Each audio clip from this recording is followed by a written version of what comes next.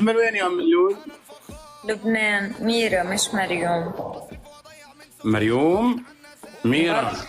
بلا يا طارق بتذكر. طارق بتذكر.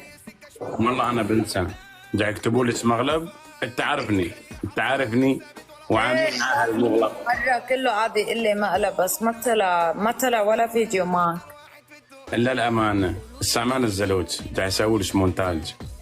ما بيهمني. اخر هم لحظة. هذا الشايب هو الشيخ ابو عشيرة.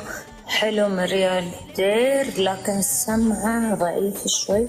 تحملي. يا بنت الحلال شو بدش بالكومنت حاجه انت طالعه بدك تقرين الكومنت؟ سيبك من الكومنت. شو هالحكي هيدا؟ بيسيبك من الكومنت يا بنت الحلال. ملياردير طلع تيك توك. شو بدك فيهم يا بنت الناس؟ هلا قاعده مع الكومنت ولا معي؟ تصدقون كلهم كذابين كبسوا يا عالم. ترضوا عاد؟ استلقوا ليه؟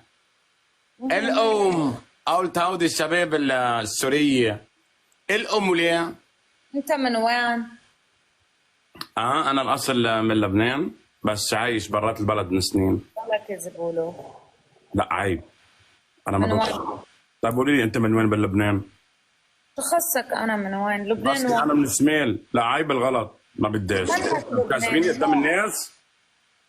لا عيب عليك. حمصي عم بيكتبوا لي من سوريا. سوريا كذابين. مبالغ. شو الناس هيدي اللي عم تكسبيني؟ وين لا عيب عايش؟ عليك. ماني رفيق انا. ماني صاحبك لحتى تقول لي كذاب قدام الناس. اعتذري مني يلا لتشوف. اعتذري مني عم اقول لك. هيك مش انا عم بقول لك رفيقت عم تقول لك اخراس. اخراس لعن جد انك قليلة ادب وقليلة حياة وعن جد انك انسانة تافهة بكل معنى الكلمة. او لهيدا الشيء انا بدي اقول لك عن جد انت قليلة ادب وقليلة تربية. وشكلك هذا اللي شايفتي لي حالك فيه انك انسانه محترمه. هيدا الشيء ما بدل ان شاء الله يعني للامانه على وقاحتك وقله ادبك وسفالتك. يلا نقلعي عن شكل النور والارباط.